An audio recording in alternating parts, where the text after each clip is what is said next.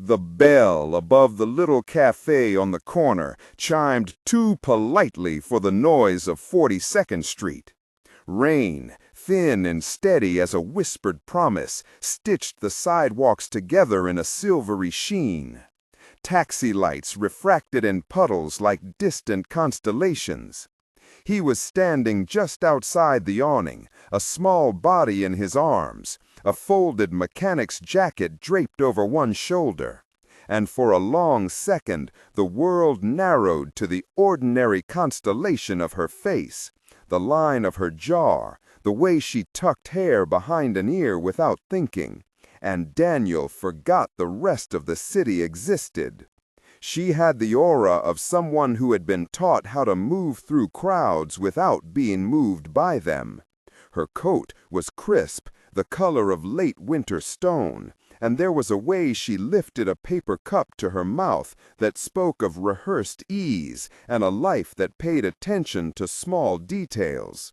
Rain darkened the cuff of her sleeve, and for an instant she looked as if she might be anyone, a commuter, a stranger with a good umbrella.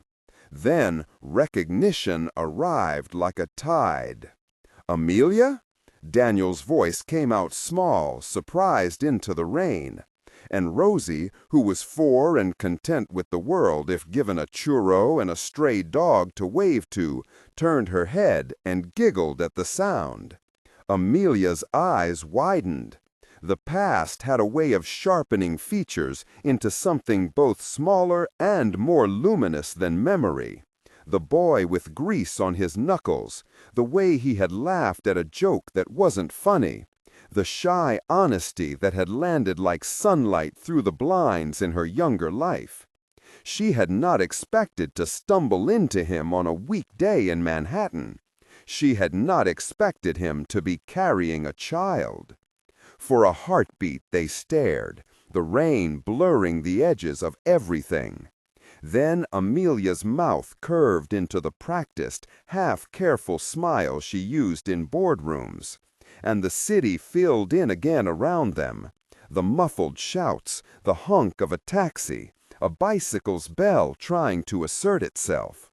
The little cafe door opened behind her, warm light spilling out, and it smelled of freshly ground coffee and sugar and something like home. If this story found you at a good moment, please stick around till the end. There's a full arc and a little surprise that ties it together. If this story enjoy quiet second chance stories like this one, tap like, subscribe, and ring the bell so you don't miss the next heartfelt tale. They had been 17 the last time their lives had nearly collided. Back then, Amelia had been 2 things at once, fiercely ambitious and unmoored, having been raised by people who folded stability into virtue. Daniel had been steady in a way she admired and feared. Hands that fixed things, a patience that didn't need bright clothes to be noticed. They loved in fits and fits alone, the kind of love young people think can explain everything. Life had pulled them apart with the soft cruelty of ordinary necessity. Amelia to scholarships, to internships where she learned how to hold a room with her voice. Daniel to a night class, to a workshop that smelled of oil and metal and the slow, honest mathematics of work. There had been letters, awkward and earnest, and then silence. Now Amelia carried a small black briefcase beneath her coat that was incongruous with the paper cup in her hand. Daniel could see the faint shadow of a watch under her sleeve, the kind that spoke of appointments kept and calendars met. He noticed it the way someone notices a familiar melody played in a new key. Rosie wiggled in his arms and pointed at Amelia. "Hi, pretty lady," she said, with the uncompromising sincerity of a child who had yet to learn the social codes of restraint. "Hi," Amelia answered, and the simplicity of that word was itself an apology and a benediction. She stepped closer, the rain building a private space between them, and she did something she had rarely allowed herself. She reached out, tentative, and patted Rosie's cheek as if to confirm that the child was real.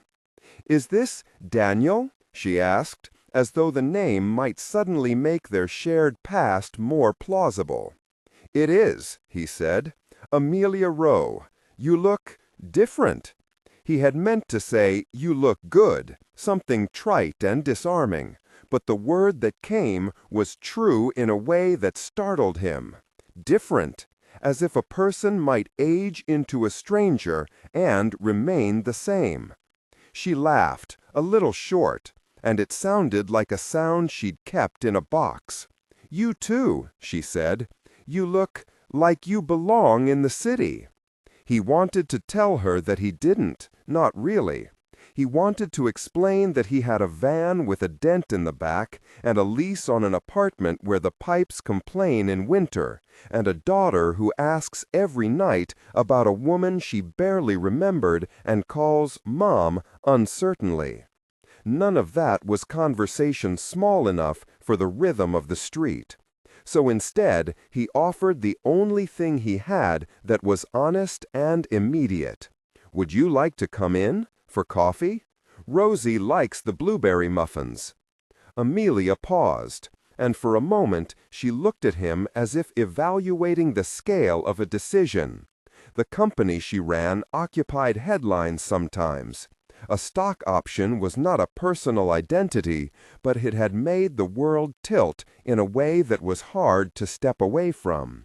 Yet the warmth leaking from the café, the smell of sugar and steam, and the clear, small face of the child made the memory of 17-year-old Amelia rise like a tide.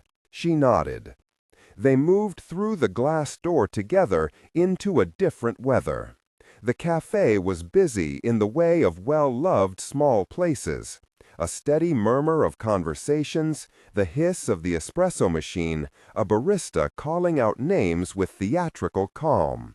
There was a table under a window where brown light pooled. Outside, the city blurred in rain. Inside, the world narrowed. They talked at first with the caution of strangers who shared a private catalog of history. Rosie declared in the middle of a sandwich that she liked dinosaurs, and Daniel relaxed like a man who'd been carrying something too long. Amelia studied his hands, the small scars at the knuckles, the way his fingers were always slightly inked by work. Daniel noticed the way her laugh reached her eyes now, quick and practiced. They threaded the conversation slowly through safe topics: weather, how Rosie liked preschool, what had become of mutual friends. But the deeper questions lurked under the surface. Who had become whom? What price had been paid for success? Who had forgiven whom for the choices that had seemed necessary at the time? The kind of questions that don't sometimes require answers, only the courage to ask. Amelia listened. She had built a career on listening well enough to shape decisions, but this kind of listening was a different muscle. It required patience, the willingness to leave empty spaces for others to fill. Daniel found himself telling her small truths he had kept to himself. The way money sometimes didn't stretch. The nights he worked long after the shop closed because he wanted to make sure Rosie woke up to a steady breakfast.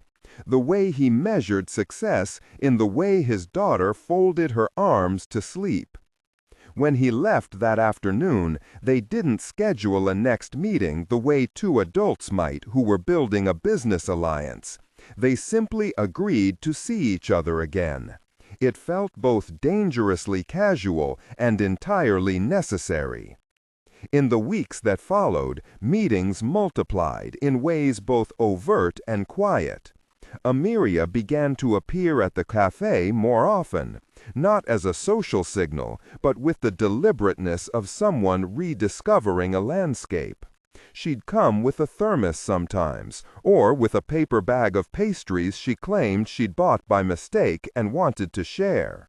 Rosie learned to call her Miss Rowe at first, then Miss Amelia a week later, and finally Amelia with the casual possession only children can invent.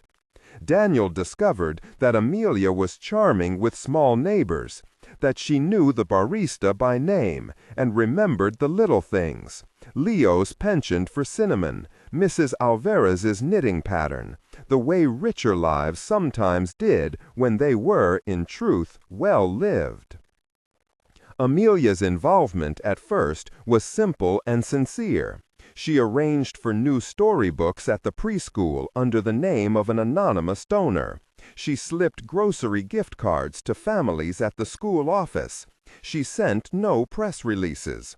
Daniel caught himself watching her do it, feeling a jealous, proud sort of astonishment. He liked that she had not built a monument to charity, but had rather aligned resources with incipient, everyday needs. He liked that she folded kindness into the mundane. But there was another side to Amelia's care that she didn't fully share with Daniel yet. Você é narrador, palestrante, com voz potente, forte e autoritária. O tom deve ser firme e inabalável. Você está no meio de uma frase, pensamento, mantenha o ritmo e a força vocal sem quebrar a conexão. Haja como se estivesse transmitindo uma verdade fundamental. You've made choices that ensure the company and your image remain strong. We just worry about balance. Amelia had felt the word as a question less than an accusation. It rubbed against her in a way that was both true and unfair. She had made choices that allowed safety for her future. She had justified them in the name of stability. But there was a gnawing sense of compromise she hadn't been able to name until she saw Daniel with Rosie on a rainy street. Balance in her mother's mouth was the polite varnish over a more primal fear, that Amelia might trade love for status. The neighborhood, for its part, grew fond of Amelia in its own small, caffeinated way. She learned to make espresso the way Leo did, at least enough to send Rosie into squeals when the milk formed a heart. She took to stroking Mrs. Alvarez's hair, which was always pinned in a functional bun, and to bringing flowers, daisies, inexpensive and absurdly bright, to the corner shop on Thursdays. So, when a journalist named Maya Lennox began to ask questions, the pressure came like a gust that found the loose eaves. Maya was sharp and persistent. She was also the kind of person who had a nose for a story that hinted at moral tension. Someone had noticed Amelia's small anonymous donations. Someone connected dots that might have been connected for a reason no stranger could fully know. Maya's first piece was short and curious, a column that suggested a private executive had been quietly funding a string of neighborhood improvements. There was nothing accusatory in it. In fact, it was lightly admiring. But it had the effect of making Amelia's anonymity a public question.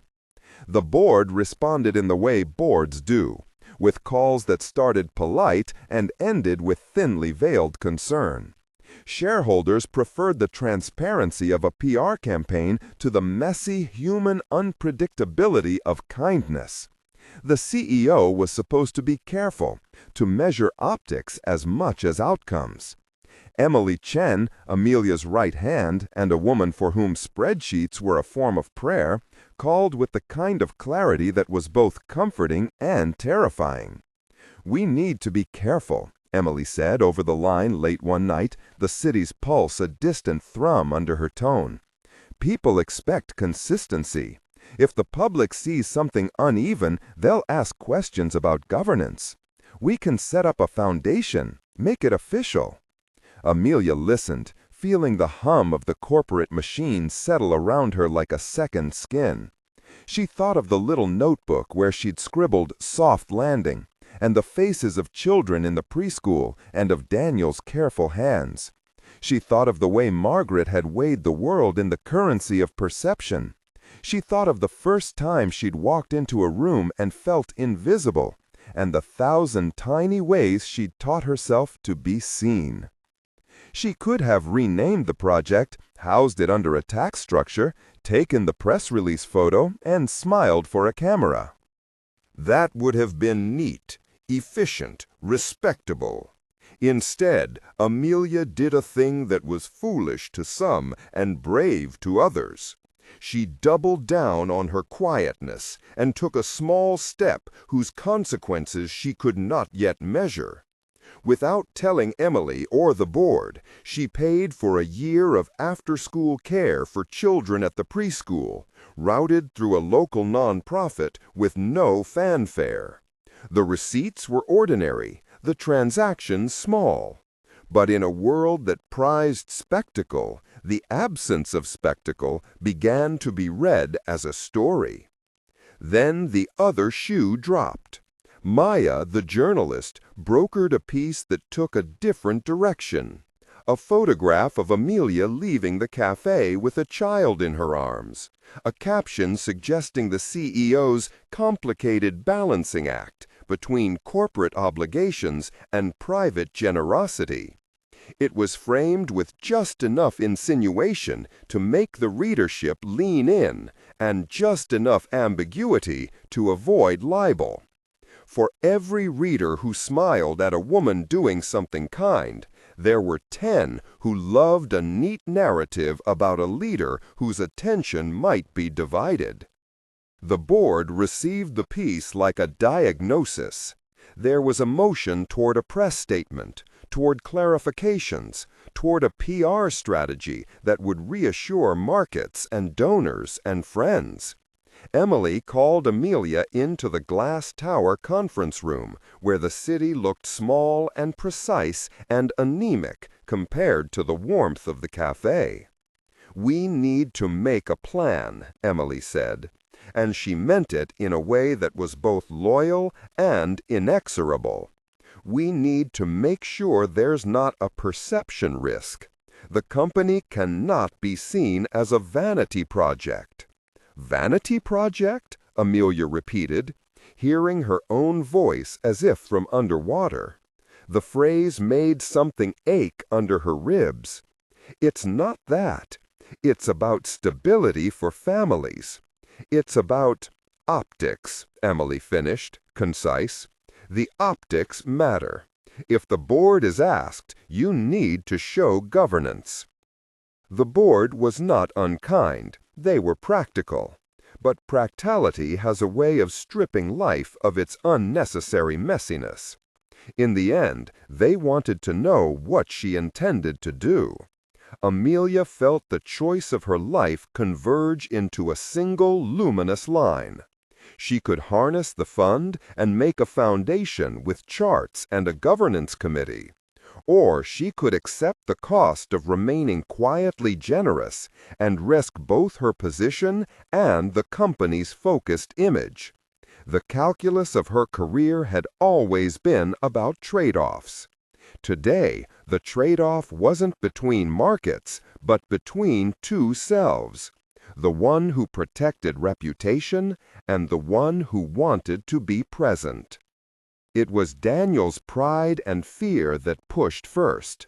He read the column and saw a millionaire's daughter letting the city see her generosity as a sign of impropriety or distraction. To him, it looked less like a scandal than a statement. Amelia had power that could change things. She was using it in a way that London papers might call unorthodox. Daniel felt exposed, as if he were a bare bone where once there had been meat. He loved Amelia, but he loved Rosie more, and he did not want his daughter to become a footnote in someone else's corporate biography. One rainy evening, the rain again a steady companion, he tried to talk with Amelia in the small apartment they shared more often these days. The apartment was a patchwork of thrifted furniture, and one or two pieces Amelia had insisted they keep. A lamp, she said, made the late evenings softer. "I don't want you to have trouble," Daniel said. He folded the dish towel over his hands until the knuckles white. "You're more than the company, but I can feel it when people look. I don't want Rosie to—" "To what?" Amelia asked, and she was careful, softer than she had been in the boardroom. "To be part of my life? To be seen with me?" "To be a show," he said, the word coming like a small stone. "I don't want her to be something the papers use to make a point, you know? I want her to be our daughter, not an accessory." Amelia closed her eyes. There was a part of her that had imagined, if she were honest, a life that looked like this, messy, indriven, lit by the small pulse of ordinary things. But the world she inhabited had rules different from his. She had been taught to measure consequences out loud, to think in the currency of stakeholders, to negotiate optics as if they were a form of public morality. "I want both," she said finally. "I want to be able to help people and not have it be spectacle. I don't want Rosie to be used, but I also don't want to hide who I am." "They'll always use what they can," Daniel said. His voice was not harsh, just exhausted. "I can't watch her getting paraded, Amelia. I can't." He broke off because he knew his own fear, the fear of being small in a world that rewarded size. The rupture that followed was not cinematic. It was a series of small, painful disengagements. There were words said in haste, "You don't understand," and "You never asked." And then there was the big administrative action of life. Daniel packed a duffel bag at midnight, kissed Rosie's hair, and left a note the way someone leaves a place they imagine will remember them in their absence. Amelia woke to find the apartment quiet, and the note folded on the table in a child's crayon scrawl. "Go. Be safe. D." She went after him, jumping into a cab with her mind a buzzing, hot thing. She found him at the garage, bent over a car with an expression that looked like guilt or resolution. It was hard to tell. Rosie sat on a crate nearby, crunching on a cookie. "Don't," Daniel said, without anger, which was worse. "Don't make a speech. Don't." "I won't make a speech," Amelia said. "I will tell you this. I will not be the woman who chooses her image over her heart. I will not let my career define what my life can be." "You keep saying that." "You keep saying that," Daniel said, with the weight of someone who'd been burned by promises in 1,000 different ways. "But you are choosing. You are choosing with your money. You've already chosen." The rain began, soft and relentless, as if the city itself were trying to find a way to wash the moment clean. Amelia stepped closer, ignoring the grease that would smudge the cuffs of her coat. "Then I'll choose differently," she said, "right now."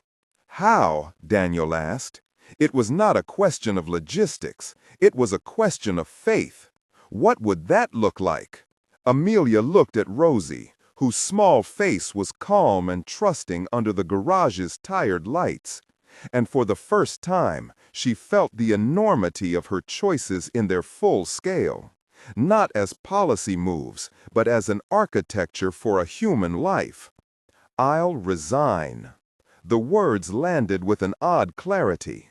In a world measured by balance sheets and quarterly returns, to resign was an act that looked reckless and intimate all at once.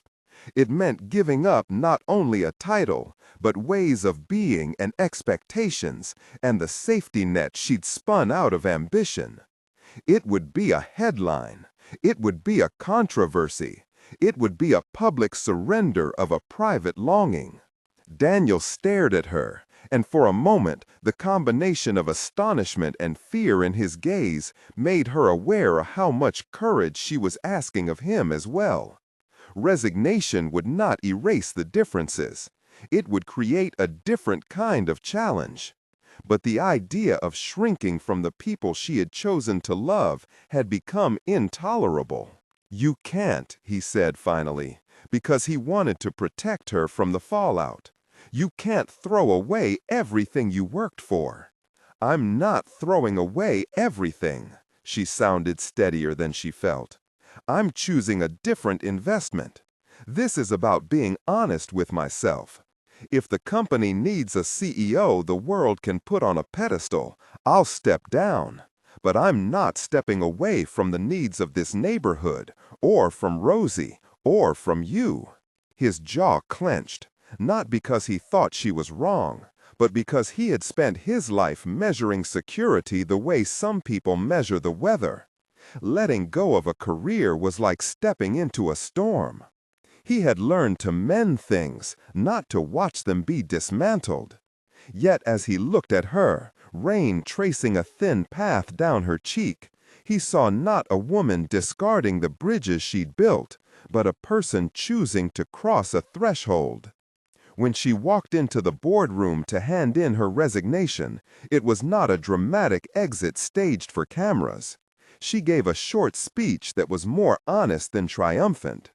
"I've always believed that stewardship matters," she said, voice steady. "But stewardship is not the same as safe distance.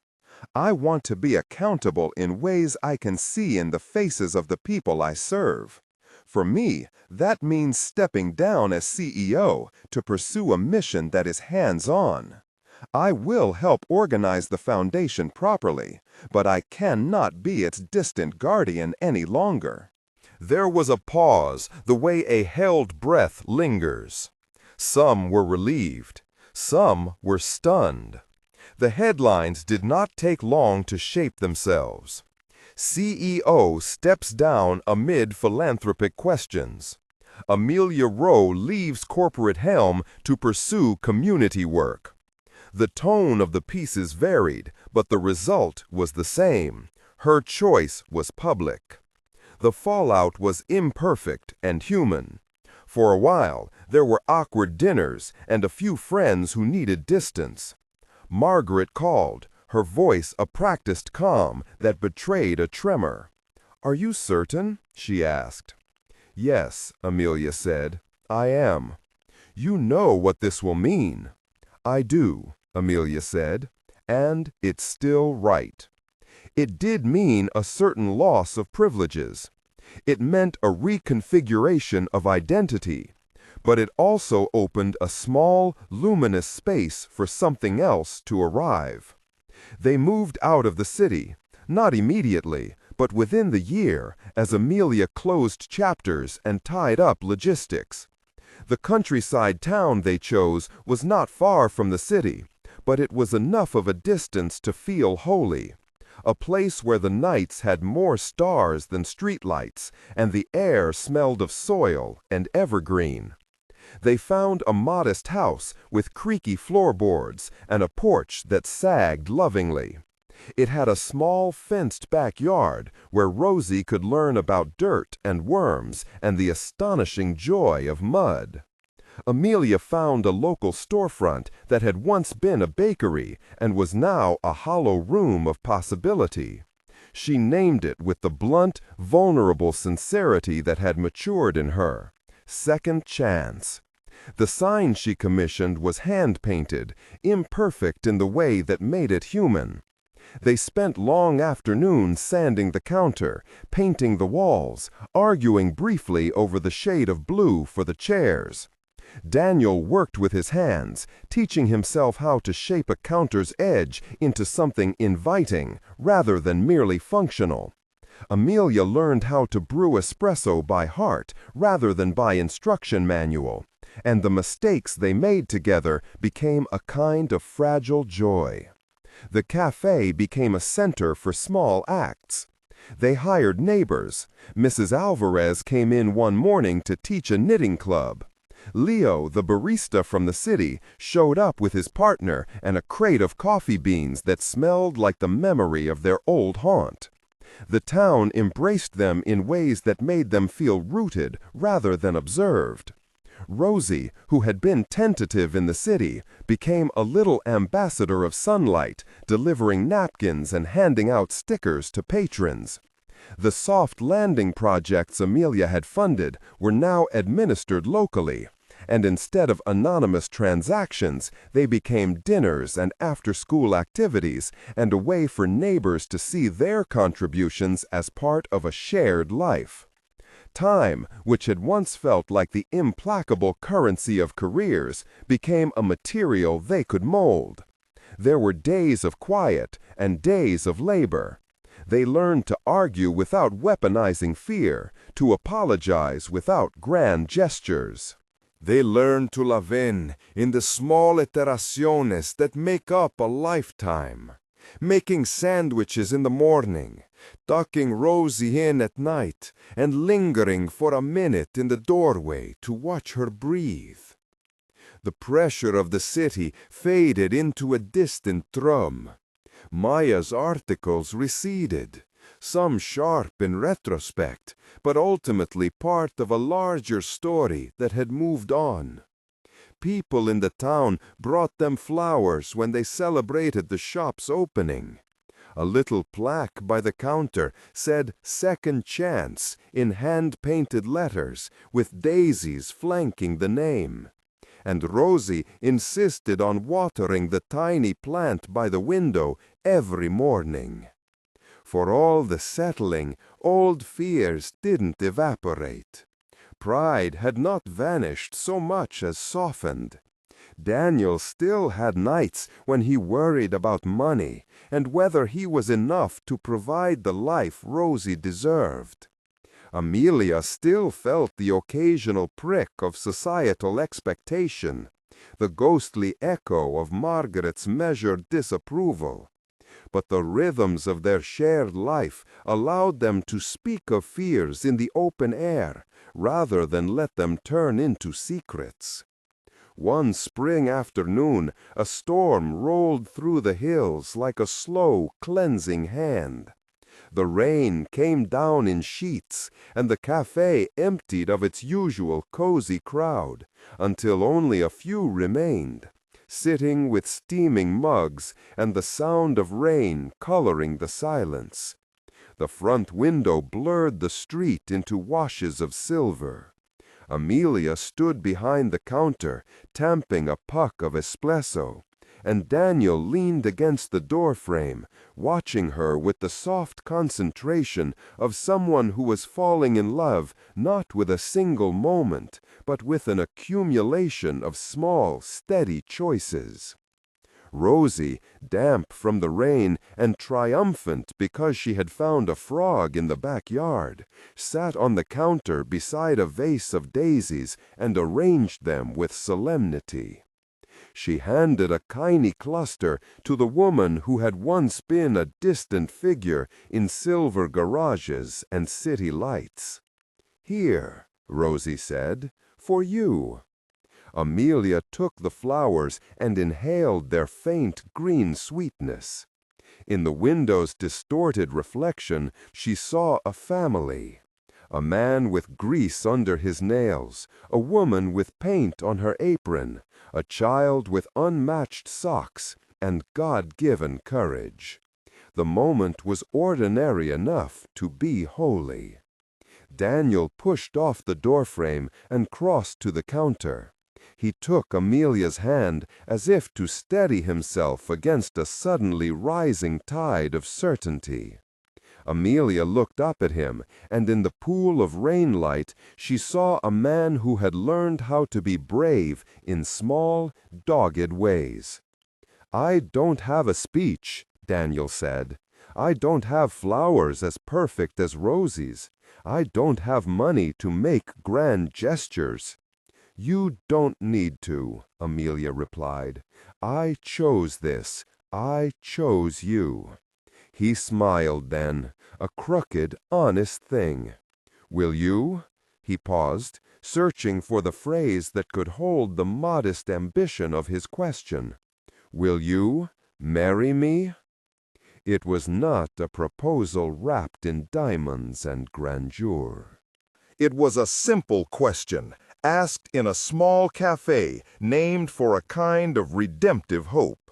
Rosie clapped as if she'd been waiting for this precise arrangement since birth.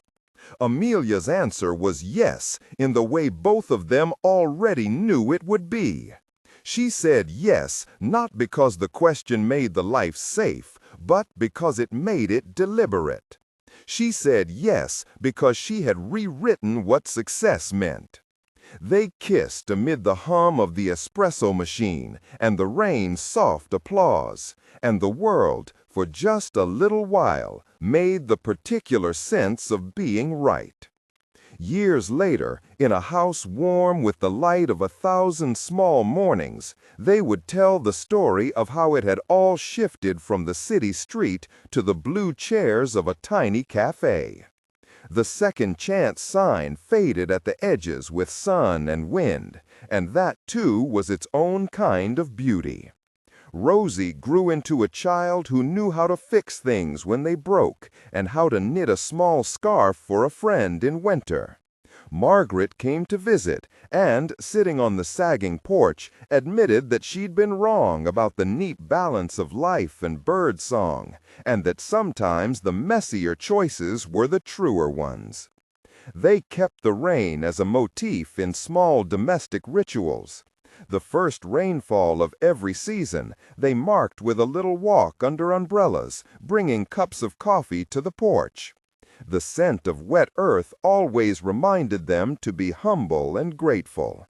The daisies returned each spring in window boxes, resilient and simple, and people who came into the cafe often left with a small kindness or a story to tell. Amelia's resignation became, in some circles, a legend for the modestly inclined. Not a famous martyrdom, but a case study in authenticity. Daniel's work changed too. He learned carpentry on the side, renovated the upstairs room into a small reading nook, and sometimes surprised customers with delicate wooden spoons he'd carved himself. They established a small scholarship for local kids who wanted to learn trades, because memory had taught them that both college and skilled work had dignity. The soft landing Amelia had once scribbled in a notebook became an organized effort run out of the cafe with the town's community members at the helm. On an ordinary evening that felt like the quiet end of a long, well-spent day, the three of them, a woman who had chosen differently, a man who had mended more than engines, a child who believed in frogs, sat around a small fireplace in the living room and made up plans that were modest and vast at once. They spoke of a garden behind the cafe, of a library corner for Rosie, of a place to teach neighborhood kids how to fix bicycles. They sketched out the next day like cartographers of possibility, mapping not wealth but meaning.